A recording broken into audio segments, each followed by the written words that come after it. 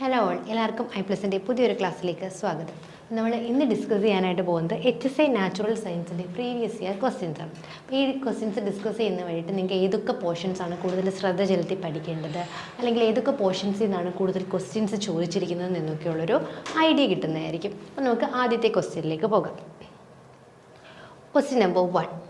Virus അണുബാധയോട് അനുബന്ധിച്ച് സസ്തനികളിൽ ഉൽപ്പാദിപ്പിക്കപ്പെടുന്ന anti viral ഘടകങ്ങൾ. അല്ലേ, നമുക്കറിയാം വൈറസ് ഒക്കെ ബോഡിയിലേക്ക് അറ്റാക്ക് ചെയ്യല്ലേ. ഇപ്പോൾ കൊറോണ പോലെയുള്ള വലിയ ഡിസീസുകളെ കുറിച്ചൊക്കെ നമ്മളിപ്പോൾ അങ്ങോട്ട് കഴിഞ്ഞ് വന്നതേ ഉള്ളൂ അല്ലേ. അപ്പോൾ ഈ ഒരു വൈറസ് അറ്റാക്ക് നമ്മുടെ ബോഡിയിലേക്ക് എത്തുമ്പോൾ നമ്മുടെ ബോഡി അതിന് എഗെയിൻസ്റ്റ് ആയിട്ട് എന്താണ് പ്രൊഡ്യൂസ് ചെയ്യുന്നത് എന്നാണ് ചോദിച്ചിട്ടുള്ളത്. ഓപ്ഷൻസ് നോക്കിയേ: വിരിയോൺസ്, ആൻറ്റിവൈറിൻസ്, ഇൻ്റർഫെറോൺസ്, ആൻറ്റിജൻസ്. അങ്ങനെ 4 ഓപ്ഷൻസ് നമുക്കുണ്ട് അല്ലേ. അപ്പോൾ ഇതിൽ എന്താണ് കറക്റ്റായിട്ടുള്ള ആൻസർ എന്ന് അറിയുന്നതിന് മുമ്പ് നമുക്ക് എന്ത് വേണം? ഈ 4 ടേമുകൾ എന്തൊക്കെയാണെന്ന് ആദ്യം കൃത്യമായിട്ട് പഠിക്കണം അല്ലേ. അപ്പോൾ നമുക്ക് ഈ 4 ടേമുകൾ എന്താണെന്ന് നോക്കാം. 1. ശരീരകോശങ്ങളെ ഒരു വൈറൽ അണുബാധയാൽ ആക്രമിക്കുമ്പോൾ കോശങ്ങൾ അതിനോടുള്ള പ്രതികരണമായി ഇൻ്റർഫെറോൺ എന്ന ആൻറ്റിവൈറൽ പ്രോട്ടീൻ ഉൽപ്പാദിപ്പിക്കുന്നു. അപ്പം നമ്മുടെ ശരീരത്തിലേക്ക് എന്തെങ്കിലും ഒരു വൈറസ് അറ്റാക്ക് ചെയ്യുകയാണ് എങ്കിൽ എന്ത് ചെയ്യും? നമ്മുടെ ശരീരം അതിനെ എഗെയിൻസ്റ്റ് ആയിട്ട് ഇൻ്റർഫെറോൺസുകൾ പ്രൊഡ്യൂസ് ചെയ്യും. എന്താ പ്രൊഡ്യൂസ് ചെയ്യുന്നത്? ഇൻ്റർഫെറോണുകൾ പ്രൊഡ്യൂസ് ചെയ്യും. രോഗം ബാധിച്ച സെൽസ് അല്ലേ, അതായത് ഡിസീസ്ഡ് ആയിട്ടുള്ള സെൽ അല്ലെങ്കിൽ മരിച്ചുകൊണ്ടിരിക്കുന്ന ആ ഒരു ഡെത്തിലേക്ക് പൊക്കോണ്ടിരിക്കുന്ന സെൽസാണ് എന്ത് പ്രൊഡ്യൂസ് ചെയ്യുന്നത്? ഈ ഇൻ്റർഫെറോൺസ് പ്രൊഡ്യൂസ് ചെയ്യുന്നത്. എന്നിട്ട് ഈ ഇൻ്റർഫെറോൺസ് പ്രൊഡ്യൂസ് ചെയ്യുമ്പോൾ ആ സെല്ലിന് പ്രത്യേകിച്ച് ഗുണമൊന്നുമില്ല. അതെന്തിനെ പ്രൊട്ടക്റ്റ് ചെയ്യും? നെക്സ്റ്റ് സെല്ലുകളിലേക്ക് ഈ ഒരു ഇൻഫെക്ഷൻ സ്പ്രെഡ് ആവാതിരിക്കാനായിട്ട് ആര് സഹായിക്കും? ഈ ഇൻ്റർഫെറോൺസ് സഹായിക്കും. വൈറസ് പെരുകുന്നതിന് തടയുന്ന ചില പ്രോട്ടീനുകളുടെ രൂപവൽക്കരണത്തിലൂടെ അല്ലേ. അപ്പോൾ ഇൻ്റർഫെറോൺസ് എന്ത് പ്രൊഡ്യൂസ് ചെയ്യും? ചില പ്രോട്ടീനുകൾ പ്രൊഡ്യൂസ് ചെയ്യും. ഈ പ്രോട്ടീനുകൾ എന്തിന് സഹായിക്കും? നമ്മുടെ ഈ ഒരു വൈറൽ ഇൻഫെക്ഷൻസ് പ്രതിരോധിക്കാനായിട്ട് സഹായിക്കും. ഇനി പനി, നമുക്കിപ്പോൾ പനി ഉണ്ടെന്ന് വെച്ചോ, ആ പനി സമയത്ത് ഈ ഇൻ്റർഫെറോണുകളുടെ ഉൽപ്പാദനം നമ്മുടെ ബോഡിയിൽ എന്തായിരിക്കും? വളരെയധികം കൂടുതലായിരിക്കും. മെയിൻലി മനുഷ്യൻ്റെ ശരീരത്ത് 3 ഇൻ്റർഫെറോൺസ് ആണുള്ളത്.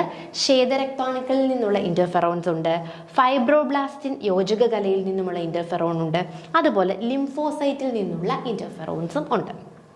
ഇനി നമുക്കറിയാമല്ലോ ഈ ഫൈബ്രോബ്ലാസ്റ്റിനൊക്കെ എന്താണെന്ന് നമുക്കറിയാം അല്ലേ. അതായത് രക്തം കട്ട പിടിക്കാനായിട്ട് സഹായിക്കുന്നവയാണ്, അതിനുള്ള പ്രോട്ടീനാണ്. ഇനി നെക്സ്റ്റ് വേർഡാണ് വിരിയോൺ അല്ലേ. വിരിയോൺസ് എന്താണെന്ന് വെച്ച് കഴിഞ്ഞാൽ വൈറസ് തന്നെയാണ് അല്ലേ. ഒരു സമ്പൂർണ്ണ വൈറൽ കണികയാണ് എന്തെന്ന് പറയുന്നത്? വിരിയോൺ. അതായത് പ്രോട്ടീൻ കോട്ടും DNA അല്ലെങ്കിൽ RNA അടങ്ങുന്ന ഒരു സമ്പൂർണ്ണ വൈറസ് കണിക തന്നെയാണ് എന്തെന്ന് പറയുന്നത്?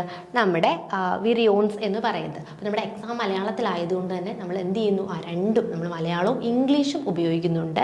കാരണം നമുക്ക് പെട്ടെന്ന് മലയാളത്തിലേക്ക് വരുമ്പോൾ ഒരു ബുദ്ധിമുട്ട് വരും അല്ലേ. അപ്പോൾ ആ വേർഡുകൾ കൃത്യമായിട്ട് കിട്ടാൻ ബുദ്ധിമുട്ടുണ്ടാവും. അതുകൊണ്ട് തന്നെ 2 വേർഡുകളും പറഞ്ഞു തന്നെയാണ് പോകുന്നത്.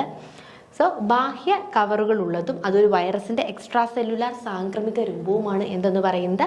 വിരിയോൺസ് എന്ന് പറയുന്നത്. നെക്സ്റ്റ് ടേം എന്തായിരുന്നു? ആൻറ്റിജൻ അല്ലേ. എന്താ ആൻറ്റിജൻ? ആൻറ്റിജൻ എന്ന് പറഞ്ഞാൽ പുറത്തുള്ളത് അല്ലേ, നമ്മുടെ ബോഡിക്കുള്ളിലുള്ളത് അല്ലാത്തത്, നമ്മുടെ സെൽഫ് അല്ലാത്ത പുറത്തുനിന്ന് വരുന്ന ആൾക്കാരെ നമുക്ക് ആൻറ്റിജൻ എന്ന് വിളിക്കാം.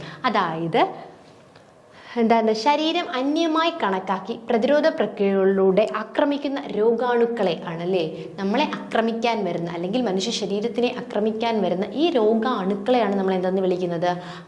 ആൻറ്റിജൻ എന്ന് വിളിക്കുന്നത്. അപ്പോൾ ഇങ്ങനെ ആൻറ്റിജൻസ് നമ്മുടെ ശരീരത്തിലേക്ക് വരും, അതായത് നോൺ സെൽഫായിട്ടുള്ള ആൻറ്റിജൻ വരുന്ന സമയത്ത് നമ്മുടെ ബോഡി അതിന് എഗെയിൻസ്റ്റ് എന്ത് പ്രൊഡ്യൂസ് ചെയ്യും? ആൻറ്റിബോഡികൾ പ്രൊഡ്യൂസ് ചെയ്യും അല്ലേ. ഈ ആൻറ്റിബോഡീസ് ഈ ആൻറ്റിജനെ പ്രതിരോധിക്കുവാൻ വേണ്ടി സഹായിക്കുന്ന പ്രോട്ടീനുകളാണ്. അപ്പോൾ ആ ടേമുകളെല്ലാം ഒന്ന് ക്ലിയർ ആയി അല്ലേ. പിന്നെ നിങ്ങൾ ആ ക്വസ്റ്റ്യനിലേക്ക് ഒന്ന് പോയി നോക്കിയേ. നമുക്ക് തിരിച്ച് ക്വസ്റ്റ്യനിലേക്ക് പോയി നോക്കാം. വൈറസ് അണുബാധയോടനുബന്ധിച്ച് സസ്തനികളിൽ ഉൽപ്പാദിപ്പിക്കപ്പെടുന്ന ആൻറ്റി വൈറൽ ഘടകം ഏത് എന്നാണ് ചോദിച്ചിട്ടുള്ളത് അല്ലേ. അപ്പോൾ ക്വസ്റ്റ്യനിലേക്ക് പോകുമ്പോൾ ആദ്യത്തെ വിരിയോൺസ് ആയിരുന്നു. എന്താണ് വിരിയോൺസ്? വൈറൽ ഘടകം തന്നെയാണ് അല്ലേ. പ്രോട്ടീൻ കൂട്ടും DNA RNA ഒക്കെ ചേർന്ന ഒരു വൈറൽ ഘടകം തന്നെയാണ് വിരിയോൺസ്. നെക്സ്റ്റ് ആൻറ്റിവൈറൽ എന്താണ്? വൈറസിന് എഗെയിൻസ്റ്റ് പ്രൊഡ്യൂസ് ചെയ്യുന്ന സംഭവങ്ങളെയാണ് നമ്മൾ ആൻറ്റിവൈറൽ എന്ന് പറയുന്നത്. അപ്പോൾ അങ്ങനെയുള്ള ഏത് ആൻറ്റിവൈറലാണ് പ്രൊഡ്യൂസ് ചെയ്യുന്നു എന്നാണ് ക്വസ്റ്റ്യൻ. നെക്സ്റ്റ് ഇൻ്റർഫെറോൺസ് അല്ലേ, നമ്മൾ ഡിസ്കസ് ചെയ്തിരുന്നു. ഇൻ്റർഫെറോൺസ് എന്ന് പറയുമ്പോൾ നമ്മുടെ ബോഡിയിലേക്ക് ഒരു വൈറൽ അറ്റാക്ക് ഉണ്ടായിക്കഴിഞ്ഞാൽ നമ്മുടെ ബോഡി അതിന് എഗെയിൻസ്റ്റ് ബാക്കിയുള്ള സെൽസുകളെ പ്രൊട്ടക്റ്റ് ചെയ്യാനും ഈ ഒരു ഇൻഫെക്ഷനെ കുറയ്ക്കാനും വേണ്ടിയിട്ട് പ്രൊഡ്യൂസ് ചെയ്യുന്നതാണ് ഇൻ്റർഫെറോൺസ് എന്ന് പറയുന്നത്. ആൻറ്റിജൻ എന്തായിരുന്നു? നോൺ സെൽഫായിട്ട് ബോഡിയിലേക്ക് വരുന്ന ആൾക്കാരെയാണ് നമ്മൾ എന്തെന്ന് വിളിക്കുന്നത്? ആൻറ്റിജൻസ് എന്ന് വിളിക്കുന്നത്. അപ്പോൾ നമ്മുടെ കറക്റ്റ് ആൻസർ ഏതാണ്? ഇൻ്റർഫെറോൺസ് ആണ് നമ്മുടെ കറക്റ്റായിട്ടുള്ള ആൻസർ. നമുക്ക് ക്വസ്റ്റ്യൻ നമ്പർ 2 അല്ലെ, രണ്ടാമത്തെ ക്വസ്റ്റ്യനിലേക്ക് പോകാം. ചീസ് ഉൽപാദനത്തിന് ഉപയോഗിക്കുന്ന അണുജീവി Streptococcus, Lactobacillus, A and B and Acetobacter അല്ലേ? ഏതാണ് ചീസിൻ്റെ ഉൽപ്പാദനത്തിന് ഉപയോഗിക്കുന്ന അണുജീവി എന്നാണ് ചോദിച്ചിരിക്കുന്നത്. നമുക്കറിയാമല്ലേ ചീസ് നമുക്ക് എല്ലാവരും കഴിക്കുന്നത്, അല്ലെങ്കിൽ നമുക്കെല്ലാം കഴിക്കാൻ ഇഷ്ടമുള്ളതാണ് ചീസ് എന്ന് പറയുന്നത്. അപ്പോൾ ഈ ചീസ് ഉൽപ്പാദിപ്പിക്കണമെങ്കിൽ ചില മൈക്രോ ഓർഗാനിസംസ് അല്ലെങ്കിൽ സൂക്ഷ്മജീവികൾ അല്ലെങ്കിൽ അണുജീവികൾ ഒക്കെ ആവശ്യമായിട്ടുണ്ട്. അവ ഏതെന്നാണ് ചോദിച്ചിരിക്കുന്നത്. അപ്പം നോക്കിയേ, ചീസ് ഉൽപ്പാദനത്തിന് ചീസിന് രുചിയും മണവും അല്ലെങ്കിൽ നിറവും ഒക്കെ കൊടുക്കുന്നത് ആരാണ്? ഈ സൂക്ഷ്മ ജീവികൾ ആണ് അല്ലേ? സ്ട്രെപ്റ്റോകോക്കസ്, ലാക്ടോബാസിലസ് എന്നിവ ചീസ് ഉൽപ്പാദനത്തിന് നിർണായക പങ്കുവഹിക്കുന്ന 2 സൂക്ഷ്മ ജീവികളാണ്. ഏതൊക്കെയാണ്? സ്ട്രെപ്റ്റോകോക്കസും ലാക്ടോബാസിലസും. ഇനി നമ്മളൊക്കെ കാർട്ടൂണുകൾ കാണുന്ന ആൾക്കാരാണല്ലേ. ഇപ്പോൾ ഈ ടോം ആൻഡ് ജെറി എന്ന് പറയുന്ന കാർട്ടൂണിൽ എപ്പോഴും ഒരു ചീസ് കാണിക്കും അല്ലേ? ഏതായിരുന്നു? നമ്മുടെ സ്വിസ് ചീസ് കാണാറുണ്ടല്ലേ? ഈ സ്വിസ് ചീസിൽ എന്താ പ്രത്യേകത? നല്ല ഭംഗിയുള്ള സ്വിസ് ചീസ് ആണല്ലേ, യെല്ലോ കളറിൽ ഇങ്ങനെ റൗണ്ടായിട്ട് കാണപ്പെടുന്നതാണ് ഈ സ്വിസ് ചീസ് എന്ന് പറയുന്നത്. അപ്പോൾ ഈ സ്വിസ് ചീസിൽ വലിയ സുഷിരങ്ങളുണ്ടല്ലേ. ഈ സുഷിരങ്ങൾക്ക് കാരണം ഏതാണ്? പ്രൊപ്പിനോബാക്ടീരിയം ഷെർമാനി എന്ന് പറയുന്ന ബാക്ടീരിയമാണ്. ഈ ബാക്ടീരിയത്തിൻ്റെ പ്രവർത്തനത്തിൻ്റെ ഫലമായിട്ടാണ് ഈ സ്വിസ് ചീസിൽ എന്ത് കാണപ്പെടുന്നത്? ഈ ഒരു ഹോൾസ് അല്ലെങ്കിൽ സുഷിരങ്ങൾ കാണുന്നത്. അപ്പോൾ ചീസിനെ കുറിച്ച് പറയുമ്പോൾ ചീസിന് നിറവും മണവും ഒക്കെ പ്രൊവൈഡ് ചെയ്യുന്നത് സൂക്ഷ്മജീവികളാണ്. അപ്പോൾ ഈ സൂക്ഷ്മജീവികൾ ഇങ്ങനെ ചീസിൻ്റെ പ്രൊഡക്ഷനെ സ്വാധീനിക്കുന്നുണ്ട്. അതുപോലെ തന്നെ സ്വിസ് ചീസിൽ വലിയ സുഷിരങ്ങൾക്ക് കാരണം എന്താണ്? നമ്മുടെ പ്രൊപ്പിനോബാക്ടീരിയം ഷെർമാനി അല്ലെ, പ്രൊപ്പിയോണിബാക്ടീരിയം ഷെർമാനി ആണ്. ഇനി അതുപോലെ നമ്മുടെ റക്ഫോർട്ട് പാൽക്കട്ടികൾ അല്ലേ, റക്ഫോർട്ട് ചീസുണ്ട്. ഈ റക്ഫോർട്ട് ചീസിൽ എന്താണ് പ്രത്യേകതരം ഒരു ഫംഗസിൻ്റെ പ്രവർത്തനം കൊണ്ടാണ് അതിൽ എന്ത് ചെയ്യുന്നത്? അത് കറക്റ്റായിട്ട് ഫോം ചെയ്യപ്പെടുന്നത്. അതാണ് ഇതെന്ന് പറയുന്നത് പെനിസീലിയം റക്ഫോർട്ട് എന്ന് പറയുന്ന ഫംഗസ്. ഓക്കെ അല്ലേ? അപ്പം നമ്മുടെ ക്വസ്റ്റ്യനിലേക്ക് പോകാം. ചീസ് ഉൽപ്പാദനത്തിന് ഉപയോഗിക്കുന്ന അണുജീവികൾ ഏതെന്നായിരുന്നു ക്വസ്റ്റ്യൻ അല്ലേ? സ്ട്രെപ്റ്റോകോക്കസ്, ലാക്ടോബാസിലസ് ആൻഡ് അസറ്റോബാക്ടർ ആയിരുന്നു ഓപ്ഷൻ. ഇപ്പം നമ്മൾ ആദ്യമേ പറഞ്ഞു ഏതൊക്കെയാണ്? സ്ട്രെപ്റ്റോകോക്കസും അതുപോലെ തന്നെ ലാക്ടോബാസിലസും അല്ലേ. സി ആൻഡ് ബി ആണ് എന്തെന്ന് പറയുന്നത്? നമ്മുടെ പ്രോപ്പറായിട്ടുള്ള അല്ലെങ്കിൽ ഈ ഒരു ചീസ് നിർമ്മാണത്തിന് സഹായിക്കുന്ന അണുജീവികൾ എന്ന് പറയുന്നത്. മൂന്നാമത്തെ ക്വസ്റ്റ്യനിലേക്ക് പോകാം. റൈസോപ്പസ് ലൈംഗിക പ്രത്യുൽപാദന വേളയിൽ ഏതുതരം ഗമീറ്റുകളെയാണ് ഉൽപ്പാദിപ്പിക്കുന്നത് അല്ലേ? നമ്മുടെ റൈസോപ്പസ് ലൈംഗിക പ്രത്യുൽപാദനം അല്ലെങ്കിൽ സെക്ഷൽ റീപ്രൊഡക്ഷൻ്റെ സമയത്ത് ഏതുതരം ഗമീറ്റാണ് പ്രൊഡ്യൂസ് ചെയ്യുന്നത്?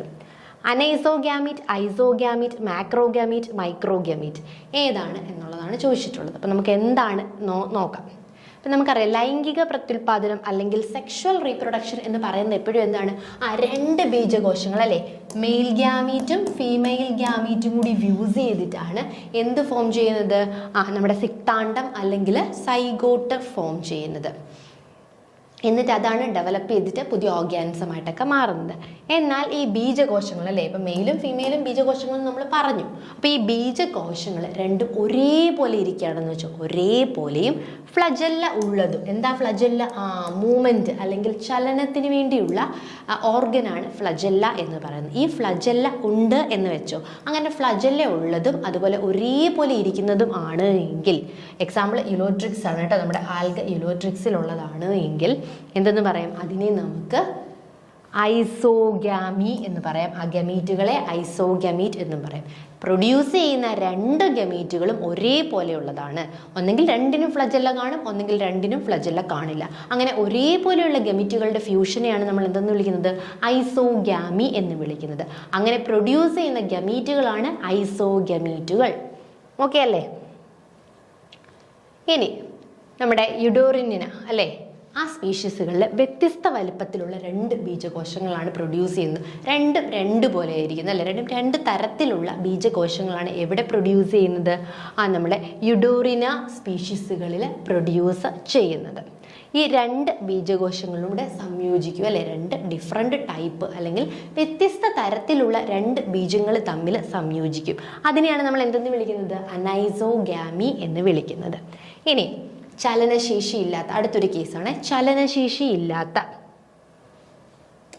വലിപ്പം കൂടിയ പെൺ ബീജകോശം, ഫീമെയിൽ ഗമീറ്റ് അല്ലെ, ചലനശേഷി ഇല്ലാത്ത വലിയ ഫീമെയിൽ ഗമീറ്റും ചലനശേഷിയുള്ള മൊട്ടൈലായിട്ടുള്ള മെയിൽ ഗമീറ്റും കൂടി ഫ്യൂസ് ചെയ്യുന്നതിനെയാണ് നമ്മൾ ഓഗാമി എന്ന് വിളിക്കുന്നത്. എക്സാമ്പിൾ ആരാണ്? വോൾവോക്സ് ആണ് ഉദാഹരണമായിട്ട് പറയുന്നത്. ഓക്കെ, അപ്പോൾ നമ്മുടെ ക്വസ്റ്റ്യനിലേക്ക് വരാം. റൈസോപ്പസ് ലൈംഗിക പ്രത്യുൽപാദന വേളയിൽ ഏതുതരം ഗമീറ്റുകളെയാണ് ഉൽപ്പാദിപ്പിക്കുന്നത് എന്നാണ് ചോദിച്ചത്. അനൈസോഗ്യാമീറ്റ് എന്തായിരുന്നു? 2 വ്യത്യസ്ത തരമായിട്ടുള്ള ഗമീറ്റുകൾ അല്ലെ, ഡിഫറെൻറ്റ് ടൈപ്പ് ഓഫ് ഗമീറ്റുകളാണ് എന്തെന്ന് പറയുന്നത്? അനൈസോഗ്യാമീറ്റുകൾ എന്ന് പറയുന്നത്. രണ്ട് ഡിഫറെൻറ്റ്. ഐസോഗ്യാമീറ്റ് എന്തായിരുന്നു? ഒരേപോലെയുള്ള അല്ലെ, ഒരേപോലെയുള്ള 2 ഗമീറ്റുകളുടെ ഫ്യൂഷനായിരുന്നു ഐസോഗ്യാമീറ്റ്. മൈക്രോഗ്യാമീറ്റ് എന്താണ്? മാക്രോഗ്യാമീറ്റ് അല്ലേ. മാക്രോഗ്യാമീറ്റ് എന്താണ്? വലിയ ഗമീറ്റ് അല്ലേ. അത് മോസ്റ്റ്ലി എന്തായിരിക്കും? ഫീമെയിൽ ഗമീറ്റിനെയാണ് നമ്മൾ എപ്പോഴും എങ്ങനെ റെപ്രസെന്റ് ചെയ്യുന്നത്? മാക്രോഗ്യാമീറ്റ് എന്ന് വിളിക്കുന്നത് അല്ലേ. പെൺ ബീജങ്ങളെ അല്ലെങ്കിൽ ഫീമെയിൽ ഗമീറ്റുകളെയാണ് നമ്മൾ മൈക്രോഗമീറ്റ് എന്ന് റെപ്രസെന്റ് ചെയ്യുന്നത്. മൈക്രോഗമീറ്റോ മെയിൽ ഗമീറ്റുകളായിരിക്കും, ചെറുതല്ലേ, മെയിൽ ഗമീറ്റുകളാണ് മൈക്രോഗ്യാമീറ്റ് എന്ന് പറയുന്നത്. അപ്പോൾ ഏതാ കറക്റ്റ് ആൻസർ എന്ന് പറയുന്നത്? ഐസോഗ്യാമീറ്റ്. ഒരേപോലെയുള്ള 2 ഗമീറ്റുകളായിരിക്കും നമ്മുടെ റൈസോപ്പസ് ലൈംഗിക പ്രത്യുൽപാദന സമയത്ത് പ്രൊഡ്യൂസ് ചെയ്യുന്നത്. ക്ലിയർ ആയോ? ഇപ്പോൾ ഓരോ ഗമീറ്റുകൾ, അപ്പോൾ നമ്മൾ എല്ലാത്തിനും അഡീഷണൽ ആയിട്ട് പോയിന്റുകൾ പറഞ്ഞാണ് പോകുന്നത്. ഇതിൻ്റെയൊക്കെ ഡീറ്റെയിൽഡ് ആയിട്ടുള്ള നോട്ടുകളും ക്ലാസ്സുകളും നമ്മുടെ കോഴ്സിൽ അവൈലബിൾ ആണ്. Next question number 4. ലൈക്കനുകളിൽ സാധാരണയായി കാണപ്പെടുന്ന പായൽ വർഗം അല്ലേ. ഇവിടെയൊക്കെ നല്ല മലയാളത്തിൽ തന്നെ ചോദിച്ചിരിക്കുകയാണ് അല്ലേ, പായൽ എന്ന്. നമ്മൾ ആൽഗ എന്നായിരിക്കും പഠിച്ചു വെച്ചിരിക്കുന്നത്. പായൽ വർഗത്തിൽ അല്ലേ, ഈ പറഞ്ഞിരുന്ന ലൈക്കനുകളിൽ സാധാരണയായി പായൽ വർഗത്തിൽ കാണപ്പെടുന്നത് ആര്? ചുവപ്പ് ആൽഗ, നീലഹരിത ആൽഗ, ഹരിത ആൽഗ. ഇനി ബി ആൻഡ് സി, ഇതിലേതാണ് എന്നാണ് ചോദിച്ചിട്ടുള്ളത്. അപ്പം നമുക്ക് ആദ്യം എന്താണ് ലൈക്കനുകൾ എന്ന് നോക്കാം. ലൈക്കൻ ഒരൊറ്റ ജീവിയല്ല അല്ലേ. ലൈക്കൻ എന്ന് പറഞ്ഞാൽ ഒരൊറ്റ ജീവിയല്ല. ഒറ്റ ജീവിയല്ല എന്ത്? ലൈക്കൺ. ലൈക്കൺ എന്താണ്? ഒരു കൂട്ടമാണ് അല്ലേ. അതായത് നമ്മുടെ ഫംഗസ് ആണ് ഒരാൾ. ഈ ഫംഗസിൻ്റെ കൂടെ ഒന്നെങ്കിൽ ആരായിരിക്കും? സയനോബാക്ടീരിയം അല്ലേ. നമ്മുടെ സയനോബാക്ടീരിയം അല്ലെങ്കിൽ ബ്ലൂ ഗ്രീൻ ആൽഗ ആയിരിക്കും. അല്ലെങ്കിൽ ബ്ലൂ ഗ്രീൻ ആൽഗ അല്ലെങ്കിൽ സയനോബാക്ടീരിയം. ഇനി ആൽഗകളിൽ നിന്ന് വ്യത്യസ്തമാണെങ്കിലും സയനോബാക്ടീരിയ എന്തെന്നാണ് വിളിക്കുന്നത്? ബ്ലൂ ഗ്രീൻ ആൽഗ എന്നാണ് വിളിക്കുന്നത്. ഇനി അല്ലെങ്കിൽ ആരായിരിക്കും ഫംഗസിൻ്റെ കൂടെ? നമ്മുടെ ആൽഗകളായിരിക്കും അല്ലേ. നമ്മുടെ ആൽഗ അല്ലെങ്കിൽ പായലുകളായിരിക്കും അല്ലെങ്കിൽ ഉള്ളത്. അപ്പം ഇവർ തമ്മിലുള്ള അസോസിയേഷനെയാണ് നമ്മൾ എന്തെന്ന് വിളിക്കുന്നത്? ലൈക്കൺ. ലൈക്കൺ എന്ന് പറഞ്ഞു കഴിഞ്ഞാൽ സഹവർത്തിത്വമാണ് അല്ലേ. ആര് തമ്മിലുള്ളത്? ഫംഗസും ബ്ലൂ ഗ്രീൻ ആൽഗയും അല്ലെങ്കിൽ ഫംഗസും ആൽഗയും കൂടെയുള്ള ആ ഒരു സഹവർത്തിത്വത്തെയാണ് നമ്മൾ എന്തെന്ന് വിളിക്കുന്നത്? ലൈക്കൺസ് എന്ന് വിളിക്കുന്നത്. ഫംഗസ് ഇന്നത്തെ നമ്മൾ പറഞ്ഞു, ഫംഗസുമുണ്ട് ആൽഗലും ഉണ്ടെന്നല്ലേ. അപ്പോൾ ഫംഗസിനെ നമ്മൾ എന്തെന്ന് വിളിക്കും? മൈക്കോബയോണ്ട് എന്നാണ് വിളിക്കുന്നത്. അതിലെ ഫംഗൽ പാർട്ട്ണറെ നമ്മൾ വിളിക്കുന്ന പേരാണ് മൈക്കോബയോണ്ട്. മൈക്കോബയോണ്ട് എന്താ വിളിക്കുന്നത്? കാരണം ഫംഗസിനെ കുറിച്ചുള്ള പഠനമാണ് മൈക്കോളജി. അപ്പോൾ ഫംഗസുകളെ കുറിച്ചുള്ള പഠനമാണ് മൈക്കോളജി. ഒരു എക്സ്ട്രാ പോയിന്റ് ആണ്. സോ ഫംഗസ് ഭാഗത്തിന് നമ്മൾ മൈക്കോബയോണ്ട് എന്ന് വിളിക്കും. ഇനി നോൺ ഫംഗസ് അല്ലാതെ ചിലപ്പോൾ ആൽഗ ആവാം, ചിലപ്പോൾ സയനോബാക്ടീരിയം ആവാം അല്ലേ. അപ്പോൾ അവരെ നമ്മൾ എന്ത് വിളിക്കും? ഫോട്ടോബയോണ്ട് എന്ന് വിളിക്കും. എന്തുകൊണ്ടാണ് ഫോട്ടോബയോണ്ട് എന്ന് വിളിക്കുന്നത്? എന്താണെന്ന് വെച്ച് കഴിഞ്ഞാൽ ഇവർക്ക് ഫോട്ടോസിന്തസിസ് ചെയ്യാനുള്ള കപ്പാസിറ്റി കാണും. അപ്പം അതുകൊണ്ടാണ് നമ്മളവരെ ഫോട്ടോബയോണ്ട് എന്ന് വിളിക്കുന്നത് അല്ലേ. അപ്പം ലൈക്കൺ പങ്കാളികളിൽ ഒരു ഫോട്ടോബയോണ്ടും ഒരു മൈക്കോബയോണ്ടും ഉൾപ്പെടുന്നുണ്ട്. എന്താണ് കുറഞ്ഞത്? ഒരു ഫോട്ടോബയോണ്ടും വേണം, ഒരു മൈക്കോബയോണ്ടും വേണം. പക്ഷെ ഒന്നേ വേണമെന്ന് നിയമമൊന്നുമില്ല. ഒന്നിൽ കൂടുതലുള്ള ലൈക്കൺ പങ്കാളികളും ഉണ്ട്. അപ്പം ലൈക്കൺ എന്ന് പറഞ്ഞാൽ ഫംഗസിൻ്റെയും അല്ലേ, നമ്മുടെ ഫംഗസും അതുപോലെ തന്നെ ബ്ലൂ ഗ്രീൻ ആൽഗ അല്ലെങ്കിൽ സയനോബാക്ടീരിയത്തിൻ്റെ ഒരു കോമ്പിനേഷൻ അല്ലെങ്കിൽ അവയുടെ ഒരു സിംബയോട്ടിക് അസോസിയേഷൻ ആണ് അല്ലേ. ഇപ്പോൾ ഫംഗസിനെ നമ്മൾ മൈക്കോബയോണ്ട് എന്നും അതിലെ ഫംഗൽ പാർട്ട്ണർ അല്ലാത്ത ആൾക്കാരെ നമ്മൾ എന്തെന്ന് വിളിക്കും, ഫോട്ടോബയോണ്ട് എന്നുമാണ് വിളിക്കുന്നത്. ലൈക്കണുകളിൽ ഏറ്റവും സാധാരണമായ ഫംഗസുകളാണ് ആസ്കോമൈസീറ്റസ് അല്ലെങ്കിൽ ബെസിഡോമൈസീറ്റസ് ഇനം. അപ്പം നമ്മൾ ഈ ലൈക്കൺസ് ഫോം ചെയ്യുന്നതിൽ ലൈക്കണുകളിൽ ഏത് ഗ്രൂപ്പുകാരായിരിക്കും, മെയിൻലി ആസ്കോമൈസീറ്റസ് ഫംഗസോ അല്ലെങ്കിൽ ബെസിഡിയോമൈസീറ്റസ് ഫംഗസോ ആണ് അല്ലേ. നമുക്കറിയാം ഫംഗസിനെ കുറേ ആയിട്ട് നമ്മൾ എന്ത് ചെയ്തിട്ടുണ്ട്, ക്ലാസിഫൈ ചെയ്തിട്ടുണ്ട്. അപ്പം അതിൽ ആസ്കോമൈസീറ്റസോ ബെസിഡിയോമൈസീറ്റസുമാണ് കൂടുതലായിട്ട് എന്ത് ചെയ്യുന്നത്, ഈ ലൈക്കൺ അസോസിയേഷൻ ക്രിയേറ്റ് ചെയ്യുന്നത്. ഇനി ആൽഗയിലേക്ക് വരുമ്പോൾ എന്തായിരിക്കും, മെയിൻലി ക്ലോറോഫൈറ്റ അല്ലെങ്കിൽ നീലപ്പച്ച ബാക്ടീരിയ, അതായത് നമ്മുടെ ബ്ലൂ ഗ്രീൻ ആൽഗ ആയിരിക്കും സാധാരണയായിട്ട് പായൽ പങ്കാളിയായിട്ട് ഇരിക്കുന്നത് അല്ലേ. അപ്പം ആൽഗയിലേക്ക് വരുമ്പോൾ ക്ലോറോഫൈറ്റ ആയിരിക്കും. സയനോബാക്ടീരിയത്തിൽ ആണ് അടുത്ത നെക്സ്റ്റ് പാർട്ണർ എന്ന് പറയുന്നത് സയനോബാക്ടീരിയവും ആയിരിക്കും. സാധാരണയും ഫംഗസ് പങ്കാളികൾക്ക് അതിൻ്റെ ഫൈക്കോബയോണ്ട് ഇല്ലാതെ ജീവിക്കാൻ കഴിയില്ല. പക്ഷേ ആൽഗകൾക്ക് പലപ്പോഴും വെള്ളത്തിലോ നനഞ്ഞ മണ്ണിലോ സ്വതന്ത്രമായിട്ട് ജീവിക്കാൻ സാധിക്കും. അപ്പോൾ ഇവിടുത്തെ ഒരു പ്രത്യേകത എന്ന് പറയുമ്പോൾ ഫംഗസിന് എന്തില്ല, ഇതിൻ്റെ ഫോട്ടോബയോണ്ട് അതായത് ലൈക്കൺ ആൽഗ ഇല്ലാതെ ജീവിക്കാനായിട്ട് സാധിക്കില്ല. പക്ഷേ ആൽഗകൾക്ക് സ്വതന്ത്രമായിട്ട് ജീവിക്കാനും സാധിക്കും. അപ്പോൾ ലൈക്കൺസ് എന്ന് പറഞ്ഞു കഴിഞ്ഞാൽ ആൽഗയും ഫംഗസും തമ്മിലുള്ള അസോസിയേഷനാണ് അല്ലേ. ആൽഗ ആവാം, ചിലപ്പോൾ സയനോബാക്ടീരിയം ആവാം. ഇവ തമ്മിലുള്ള അസോസിയേഷനെയാണ് നമ്മൾ ലൈക്കൺ എന്ന് വിളിക്കുന്നത്. അപ്പോൾ ലൈക്കണിലെ ആ ഒരു ഫംഗൽ പാർട്ട്ണറെ നമ്മൾ ഫൈക്കോബയോണ്ട് എന്ന് വിളിക്കുന്നു. ആൽഗ പാർട്ട്ണറെ നമ്മൾ എന്തെന്ന് വിളിക്കുന്നു, ഫോട്ടോബയോണ്ട് എന്ന് വിളിക്കുന്നു. അപ്പോൾ ഇവർ തമ്മിൽ ക്ലോസ് ആയിട്ട് എന്ത് ചെയ്യുന്നു, പ്രവർത്തിക്കുന്നതാണ് നമ്മുടെ ലൈക്കൺസ് എന്ന് പറയുന്നത്. എന്നിട്ട് നമ്മൾ എന്താ പറഞ്ഞത്, ആൽഗൽ പാർട്ട്ണർ മെയിൻലി ക്ലോറോഫൈസി ആയിരിക്കും അല്ലേ. ഫംഗസ് പാർട്ട്ണർ എന്ന് പറയുന്നത് മെയിനായിട്ടും എന്തായിരിക്കും, നമ്മുടെ ബെസിഡിയോമൈസീറ്റസ് അല്ലെങ്കിൽ ആസ്കോമൈസീറ്റസ് ആയിരിക്കും. അപ്പോൾ നമ്മുടെ ആൻസർ എന്ന് പറയുന്നത് ലൈക്കനുകളിൽ സാധാരണയായി കാണപ്പെടുന്ന പായൽ അല്ലെ ആൽഗ ഏതെന്നാണ് ചോദിച്ചിരിക്കുന്നത്. ഏതാണ്, ഹരിത ആൽഗ അല്ലെങ്കിൽ ക്ലോറോഫൈസിയാണ് ആൽഗയായിട്ട് കാണുന്നത് അല്ലേ. നമ്മൾ ഇവർ രണ്ടുപേരും കാണുന്നുണ്ട്, പക്ഷെ നമ്മളോട് എടുത്ത് ചോദിച്ചിരിക്കുന്ന ആരാണ്, ആൽഗലാണ് അല്ലേ.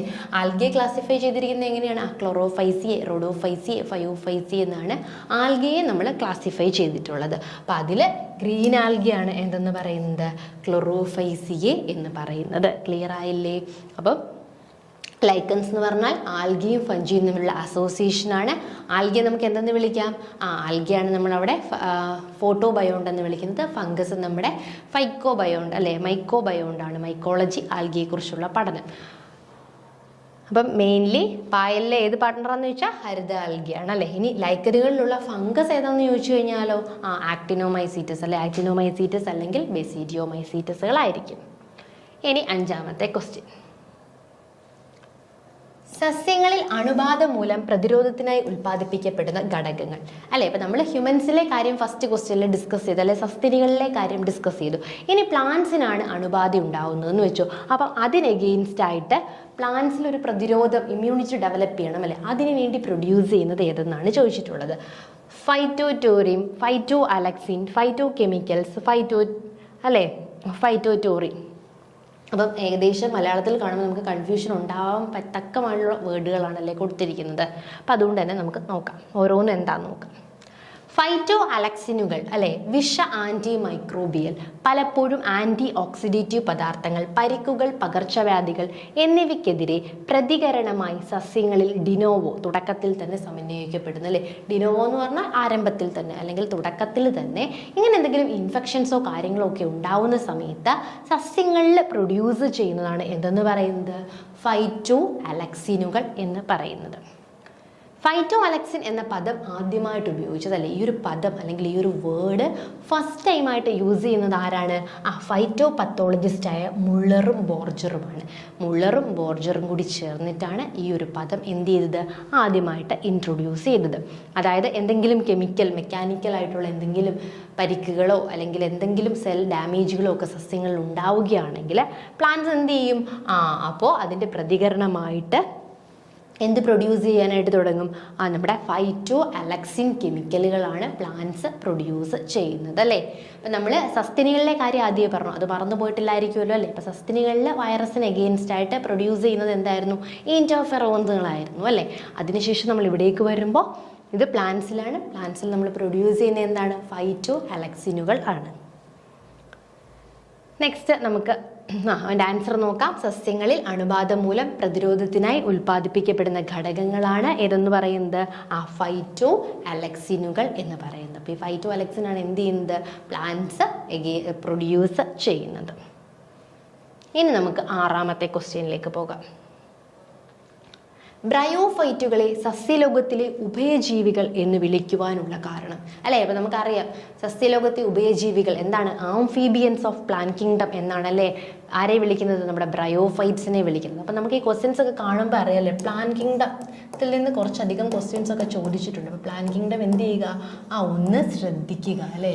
എല്ലാം ഡീപ്പായിട്ട് ഓരോ ക്യാരക്ടേഴ്സും അതായത് ഇപ്പം ആൽഗെ ആയിക്കോട്ടെ, ഫംഗസ് ആയിക്കോട്ടെ, ഓരോന്നിൻ്റെയും ക്ലാസിഫിക്കേഷൻസും ഓരോന്നിൻ്റെയും ക്യാരക്ടേഴ്സും എന്ത് ചെയ്യുക? വ്യക്തമായിട്ട് തന്നെ നോക്കാനായിട്ട് ശ്രമിക്കുക അല്ലേ. അപ്പം നമുക്ക് പ്ലാന്റ് കിങ്ഡം ബേസ് ചെയ്തിട്ട് കുറേ അധികം നമ്മൾ ഈ ക്വസ്റ്റ്യൻസ് ഡിസ്കസ് ചെയ്യുമ്പോൾ നിങ്ങൾക്ക് മനസ്സിലാവും ഒരുപാട് ക്വസ്റ്റ്യൻസ് പ്ലാന്റ് കിങ്ഡത്തിൽ നിന്ന് തന്നെ ചോദിച്ചിട്ടുണ്ട്. അപ്പോൾ ആ ടോപ്പിക് എന്ത് ചെയ്യുക? വളരെ കൃത്യമായിട്ട് തന്നെ ഓർഗനൈസ് ചെയ്ത് തന്നെ പഠിക്കാനായിട്ട് ശ്രമിക്കുക.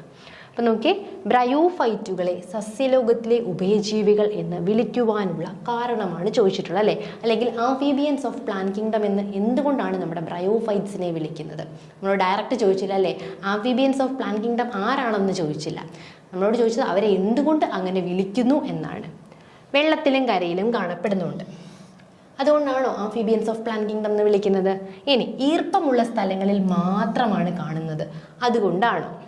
ഇനി ലൈംഗിക ജീവിതചക്രം പൂർത്തിയാക്കുവാൻ ജലം ആവശ്യമായിട്ടുള്ളതിനാൽ ഈ ഒരു സെക്ഷുവൽ റീപ്രൊഡക്ഷൻ കംപ്ലീറ്റ് ചെയ്യാനായിട്ട് എന്താവശ്യമുള്ളതുകൊണ്ട്? വാട്ടർ ആവശ്യമുള്ളത് കൊണ്ടാണോ ഇവയെ വിളിച്ചിട്ടുള്ളത്? ഇനി കരയിൽ ജീവിക്കുവാൻ ആദ്യമായി അനുകൂലങ്ങൾ രൂപപ്പെട്ടതിനാൽ ഫസ്റ്റ് ലാൻഡ് പ്ലാന്റ്സ് ആണോ ഇവ, അതുകൊണ്ടാണോ ഇവയെ ഇങ്ങനെ വിളിക്കുന്നത് എന്നാണ് നമ്മളോട് ചോദിച്ചിട്ടുള്ളത്. അപ്പം നമുക്ക് നോക്കാം എന്തുകൊണ്ടാണ്.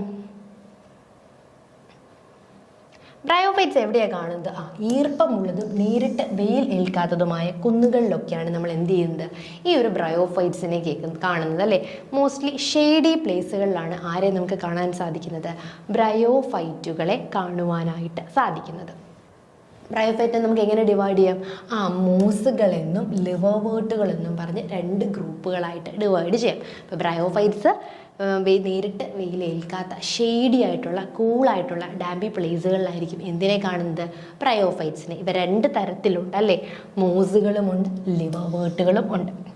ഇങ്ങനെ 2ആയിട്ട് ഡിവൈഡ് ചെയ്യും. അപ്പം ഈ നമ്മുടെ ബ്രയോഫൈറ്റ്സിൻ്റെ പ്രത്യേകത എന്താ? ഇവയൊക്കെ പ്ലാന്റ് ലൈക്ക് ഇതാണല്ലേ. പ്ലാന്റ് ലൈക്ക് ഒരു ട്രൂ പ്ലാന്റ് എന്ന് നമുക്ക് പറയാനായിട്ട് പറ്റില്ല. കാരണം എന്താണ്? ട്രൂ റൂട്ടോ സ്റ്റെമ്മോ ലീഫോ ഒന്നും തന്നെ എന്തായിരിക്കില്ല ഇവയിൽ കാണില്ല അല്ലേ. റൈസോയിഡ്സ്, റൂട്ട് ലൈക്കായിട്ടുള്ള റൈസോയിഡ്സ് ആയിരിക്കും പ്രസൻ്റ് ആയിട്ടുള്ളത് അല്ലേ. ഈ റൈസോയിഡ്സ് ആണ് എന്ത് ചെയ്യുന്നത്? റൂട്ട് പോലെ അവയ്ക്ക് എന്ത് ചെയ്യുന്ന അറ്റാച്ച്മെൻറ്റിനും അല്ലെങ്കിൽ അബ്സോർപ്ഷനും ഒക്കെ സഹായിക്കുന്നത്. അതുപോലെ തന്നെ ലീഫ് ലൈക്ക് സ്ട്രക്ചേഴ്സേ കാണും അല്ലേ. ലീഫ് പോലെയുള്ള സ്ട്രക്ചേഴ്സാണ്. പക്കാ ഒരു ലീഫ് സ്ട്രക്ചേഴ്സ് ഒന്നും തന്നെ കാണില്ല. പിന്നെ എന്തായിരിക്കും? ഇവ ഇങ്ങനെ പടർന്ന് ഇങ്ങനെ നമ്മുടെ ഫ്ലോറിൽ തന്നെ ഒരു ഫ്ലോർ മാറ്റ് പോലെ ആയിരിക്കും മെയിൻലി ഇവ കാണപ്പെടുന്നത് അല്ലേ. അപ്പം അതുകൊണ്ട് തന്നെ ഇവ എന്താണ്? പ്ലാന്റ് ലൈക്ക് അല്ലെങ്കിൽ താലസ് ഓർഗനൈസേഷൻ ഉള്ള പ്ലാന്റുകളാണ് എന്തെന്ന് പറയുന്നത്? ബ്രയോഫൈറ്റ്സുകൾ എന്ന് പറയുന്നത്. അപ്പോൾ ഇവയിൽ റീപ്രൊഡക്ഷൻ നടക്കുന്നത് എങ്ങനെയാണെന്ന് ചോദിച്ചു കഴിഞ്ഞാൽ എന്തുണ്ട്? മെയിൽ ഉണ്ടല്ലേ, മെയിൽ ഗമീറ്റ് ആയിട്ടുള്ള, അതായത് മെയിൽ റീപ്രൊഡക്റ്റീവ് ഓർഗനായിട്ടുള്ള ആന്ത്രീഡിയം ഉണ്ടല്ലേ. ആന്ത്രീഡിയം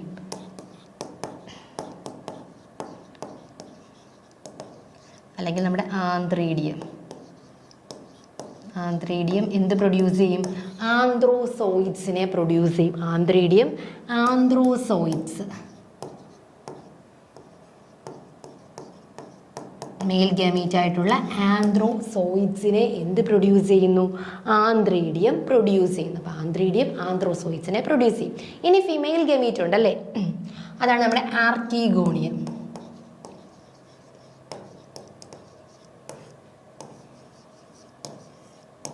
മലയാളവും ഇംഗ്ലീഷും ഒരേപോലെ നോക്കി വെക്കുക കേട്ടോ. കാരണം ചില വേർഡുകളൊക്കെ നല്ല രീതിയിൽ മലയാളവൽക്കരിച്ച് തന്നെയാണ് എക്സാമിന് ചോദിക്കുന്നത്. എന്നാൽ ചില വേർഡുകളൊക്കെ എന്താണ് ഇംഗ്ലീഷിൻ്റെ വേർഡ് നേരെ മലയാളത്തിലേക്ക് ജസ്റ്റ് ലിപി മാറ്റി എഴുതിയിട്ടുണ്ട് എന്ന് മാത്രമേ ഉള്ളൂ അല്ലേ. അപ്പോൾ നമ്മൾ 2 വേർഡുകളും ഒരുപോലെ കോൺസെൻട്രേറ്റ് ചെയ്ത് പോവുക, അല്ലാതെ മലയാളം മാത്രം നോക്കി പോയിക്കുമ്പോൾ നമ്മുടെ ഇംഗ്ലീഷ് വേർഡുകൾ പോകാൻ പാടില്ല. ഇംഗ്ലീഷ് മാത്രം നോക്കി പോയിട്ട് ഒരു കാര്യവുമില്ല. അപ്പോൾ ഇംഗ്ലീഷിനോടൊപ്പം നമ്മൾ എന്ത് ചെയ്യണം, മലയാളവും പഠിക്കണം. അപ്പോൾ അതുകൊണ്ട് ഞാൻ മാക്സിമം എന്ത് ചെയ്യുന്നുണ്ട്, 2 ഭാഷയിലും അല്ലെങ്കിൽ മലയാളവും ഇംഗ്ലീഷ് വേർഡുകളും ഇമ്പോർട്ടൻ്റ് ആയിട്ട് പറയാൻ ശ്രമിക്കാറുണ്ട്. അപ്പോൾ നമ്മൾ പറഞ്ഞുകൊണ്ടിരുന്നത് ബ്രയോഫൈറ്റ്സ് കാണപ്പെടുന്നത് ഈർപ്പമുള്ള അല്ലെങ്കിൽ വെയിൽ നേരിട്ട് ഏൽക്കാത്ത സ്ഥലങ്ങളിലാണ് എന്ത് കാണുന്നത്, ഈ ഒരു ബ്രയോഫൈറ്റുകളെ കാണുന്നത്. അപ്പോൾ ഇവയെ 2ആയിട്ട് ഡിവൈഡ് ചെയ്തിട്ടുണ്ട്. ലിവർവേർട്ടുമുണ്ട്, അതുപോലെ തന്നെ മോസുമുണ്ട്. അപ്പോൾ ഇവയ്ക്ക് എന്താണ്, നമ്മൾ പറഞ്ഞു പ്ലാന്റ് ലൈക്ക് ആണ് ഓർഗനൈസേഷൻ അല്ലേ. നമുക്ക് പ്രോപ്പറായിട്ടുള്ള ലീഫോ റൂട്ടോ സ്റ്റെമ്മോ ഒന്നും തന്നെ ഇല്ല, എല്ലാം പ്ലാന്റ് ലൈക്കാണ് ഉള്ളത്. അപ്പോൾ ഇവ എന്ത് ചെയ്യുന്നു, മെയിൽ ഗമീറ്റ് ആയിട്ടുള്ള ആന്ത്രീഡിയം ആന്ത്രോസോയിഡ്സ് പ്രൊഡ്യൂസ് ചെയ്യുന്നു. ഫിമെയിൽ ഗമീറ്റ് ആയിട്ടുള്ള ആർക്കിഗോണിയം എന്ത് പ്രൊഡ്യൂസ് ചെയ്യുന്നു, എഗ്ഗ് പ്രൊഡ്യൂസ് ചെയ്യുന്നു. എന്നിട്ട് ഈ ആന്ത്രീഡിയത്തിന് എവിടേക്ക് എത്തണം, അല്ലെങ്കിൽ ആന്ത്രോസോയിഡ്സ് എവിടേക്ക് എത്തണം, നമ്മുടെ ആർക്കിഗോണിയത്തിലിരിക്കുന്ന ഫിമെയിൽ ഗമീറ്റിലിരിക്കുന്ന എഗ്ഗിലേക്ക് എത്തണം. അപ്പോൾ ആന്ത്രോസോയിഡ്സിന് ആ മൂവ്മെൻറ്റിന് സഹായിക്കുന്നത് ആരാണ്, വാട്ടറാണ്. അപ്പോൾ വാട്ടർ ഉണ്ടെങ്കിൽ മാത്രമേ എന്ത് നടക്കുകയുള്ളൂ, സെക്ഷൽ റീപ്രൊഡക്ഷന് ബ്രയോഫൈറ്റ്സിൽ നടക്കുകയുള്ളൂ. സോ ഇവയ്ക്ക് ലൈംഗിക പ്രത്യുൽപാദനം നടത്തുവാൻ ജലം ആവശ്യമായതിനാലാണ് ഇവ എന്തെന്ന് വിളിക്കുന്നത്, സസ്യലോകത്തെ ഉഭയജീവികൾ അല്ലെങ്കിൽ ആംഫീബിയൻസ് ഓഫ് പ്ലാന്റ് കിങ്ഡം എന്ന് വിളിക്കുന്നത്. ഇവ സാധാരണ നനഞ്ഞതും ഈർപ്പമുള്ളതുമായ തണൽ ഉള്ളതുമായ പ്രദേശങ്ങളിലാണ് കാണപ്പെടുന്നത്. ഇവ പാറകളിൽ മണ്ണിൽ ഉണ്ടാകുന്ന സസ്യ അനുക്രമത്തിൽ പ്രധാന പങ്കുവഹിക്കുന്നു. അതായത് സക്സഷൻ ഉണ്ടല്ലേ, സക്സഷൻ്റെ മലയാളമാണ് സസ്യ അനുക്രമം. അതായത് എന്താണ്, ഒന്നുമില്ലാത്തൊരു ബെയറായിട്ടുള്ള ഏരിയ, അവിടേക്ക് എന്ത് ചെയ്യുന്നു, ലൈഫ് ഫോംസ് ഫോം ചെയ്യുന്ന ആ ഒരു പ്രോസസ്സിനെയാണ് നമ്മൾ സക്സഷൻ എന്ന് വിളിക്കുന്നത്. അപ്പോൾ ആദ്യം ഒരു പാറയായിരിക്കും അല്ലേ, ഈ പാറയിൽ ഒരു തരത്തിലുള്ള ലൈഫ് ഫോംസും ഇല്ല. അപ്പോൾ ഇവിടെ ഫസ്റ്റായിട്ടൊരു ലൈഫ് ഫോംസ് ഫോം ചെയ്യണമെങ്കിൽ അതാരായിരിക്കും, അത് മെയിൻലി ഈ ഒരു നമ്മുടെ ബ്രയോഫൈറ്റ്സ് ആയിരിക്കും. എന്നിട്ട് അവ എന്തിനു സഹായിക്കുന്നു, ഈ പാറ പൊടിയാൻ സഹായിക്കുന്നു. അങ്ങനെ പാറ പൊടിഞ്ഞ് സോയിലാവുന്നു. അങ്ങനെ അവിടെ വേറെ വെജിറ്റേഷൻസ് ഫോം ചെയ്യുകയാണ് ചെയ്യുന്നത്. അപ്പോൾ ഇതാണ് ബ്രയോഫൈറ്റ്സുകളെ കുറിച്ചുള്ളത്. അപ്പോൾ നമ്മുടെ ക്വസ്റ്റ്യനിലേക്ക് പോകാം. ബ്രയോഫൈറ്റുകളെ സസ്യലോകത്തിലെ ഉഭയജീവികൾ എന്ന് വിളിക്കുവാനുള്ള കാരണം, എന്തുകൊണ്ടാണ് അവയെ സസ്യലോകത്തെ ഉഭയജീവികൾ എന്ന് വിളിക്കുന്നത് എന്നാണ് ചോദിച്ചിരുന്നത്.